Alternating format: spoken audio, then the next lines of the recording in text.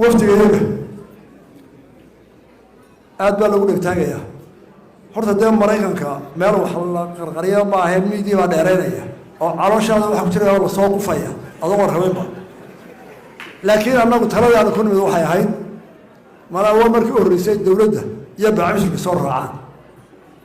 waxaanu ku nimid in waxaanu ognahay maraykanka iyo reer galbeedka dowladaha galbeedku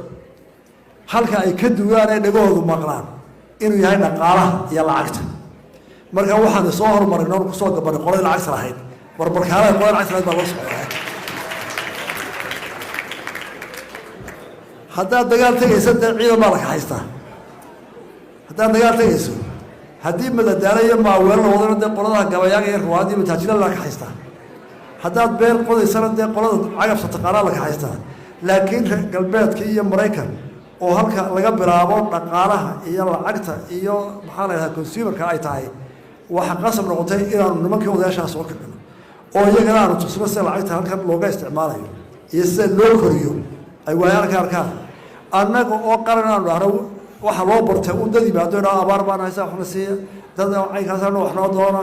waxaanu doonaynaa waa naga kaxaysta hay-adiin annagaa isku filane lacagteeda noo ogolaada annaga waa marsan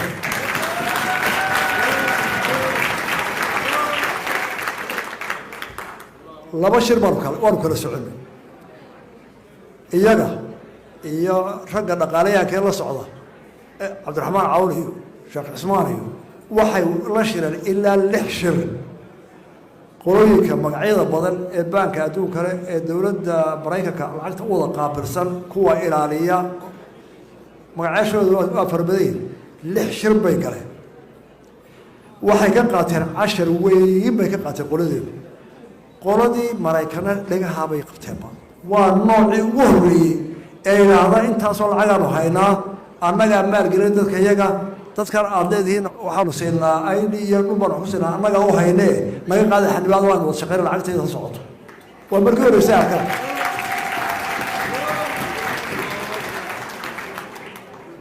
lixdooda shir way soo bixi doontaa waana la qori doonaa wixii ka soo baxay waxa aan warka ku haya sidii warbixintooda ka dhageystay markaan shalay kulannay rajo 100% inay ka qabaan in arrintaasi degdeg ay wax uga qabsanayaan hadda waxay ka shirayeen saaka iyo qolada baabishirki inay looyara qabsadaan looyaradaasoo ka hadli doona say u macaamilayaan inay dulmitay in lacagtooda loo ogolaa waayo inay iyagoo Soomaaliland hargeysa jooga ay la macaamilaan baanka adduunka iyo maray iyo lacagta ninka New York jooga looyarada u qabsanayaan waa ku sala galay waa ka heshiiyey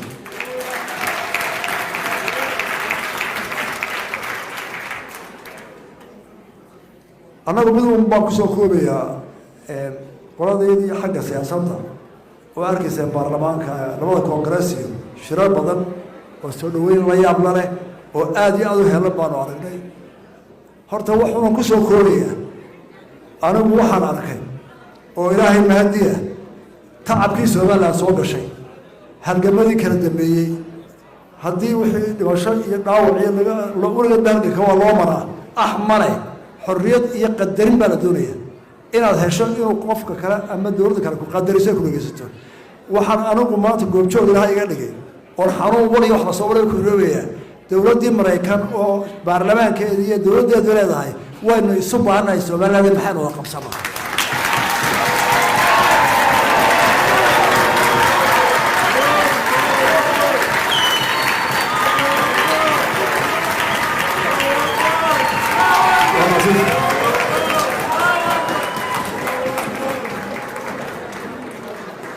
oo xaqiiqa oo maartay idin mid ah ka arkayseen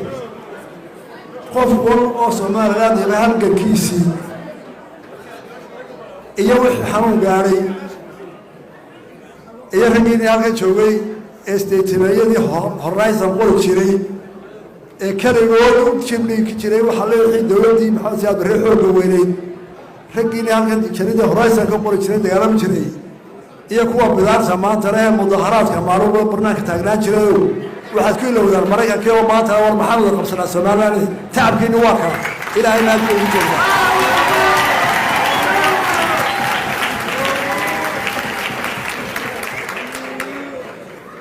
warka waftigaygu intaas ugu dheeyay oo waxay kala dhiseen wax aanay ka akhrisan dalkii sidaa wasiiradu ka rabeen baa idinka warrameen baa joogta waxa laynagu qadariyey ugu weyn oo inaga iibsamay 3 shay mid waa nabadda dhexdeena ee 30 sanadooda aad iyo aad bay uga dheragsan yihiin aqalka cad qolada khaarijiga iyo capital hillkuba qaar waaba inaga war badanba oo fires hayo document way hubiyeen waa lanaga tijaabiyey xagga nabadda waxa kaloo lanaga tijaabiyey oo ay dhagahooda aad u maqlayaan baashada doorashada iyo dimuqraadiyadda ay dhagahooda aad iyo aad u maqlayaan taana way naga tijaabiyeen oo marka ay hayaan 3 madaxweyne oo doorasho isku bedelay iyo laba baarlamaan oo doorasho isku bedelay iyo 3 dowladaha hoose oo isku bedelay doorasho oo deera u herdiyeen oo cid inoo soo dhurman oo cid xadina aad iyo aad uga yaabeen oo waa talabaad in lagu qadariyay ta saddexaad waa buqcadda ilaahayna dhigay waxa ku jira buqcadda inagoo isku dulnool oo ku dhibaataysanahay inagoo isku dul soconahay meesha wax ku jiraba ummadda ilaahay mariya galbeed dowladaha waaweyn sardiyaya China iyo Ruush iyo Mareykan waxa ay sardiyayaan ilaahay buqcadda wax ku soo wajicin dhamaantood way doonayaan kolka buqcadda ilaahayna dhigayna waa ta saddexaad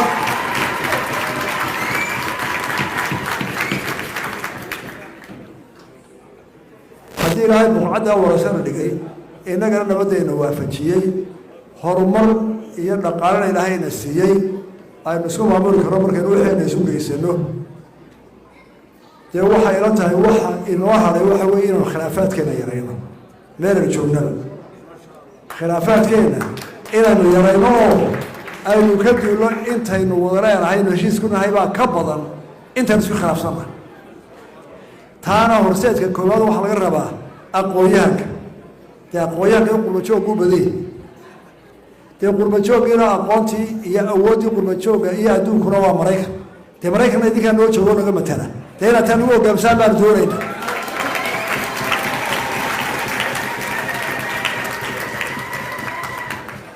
aad iyo aad baa mahadsan tihiin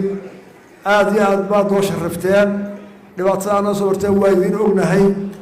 waa idinka mahadnaqaynaa kuwa dibadda joogana waa ka xunnahay